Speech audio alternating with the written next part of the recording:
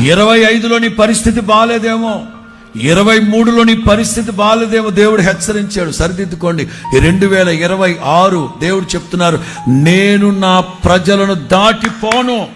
వాళ్ళని కరుణించకుండా, వాళ్ళని కటాక్షించకుండా, వాళ్ళకి మేలు చేయకుండా, వాళ్ళని విస్తరింప చేయకుండా దాటిపోను. ఎందుకంటే నాకు ప్రీతికరమైన, నాకు ఇష్టమైన భక్తిని చేస్తూ ఉన్నారు కనుక నేను వాళ్ళని దాటి. జెరుబ్బాబేలు కోసం దేవుడు పోటపడ్డారు.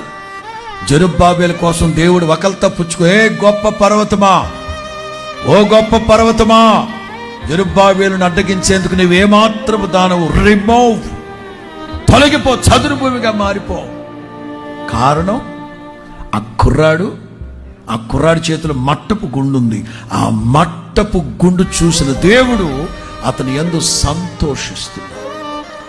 ఒక సేవకునిగా ఇదిగో ఈ సేవకుని యొక్క సేవను దేవుడు మేలు చేస్తూ ఈ సేవను విస్తరింప చేయాలంటే నేను మిమ్మల్ని సంతోషపెడుతూ లేకపోతే ఇంకెవరినో సంతోషపెడుతూ ఉంటే కుదరదు. అదిగో నా ప్రభువుకి ప్రీతికరమైన సేవ చేస్తూ మట్టపు గుండు చేతపట్టిన సేవకుడిగా ఉంటేనే ఈ సేవ దీవించబడుతుంది.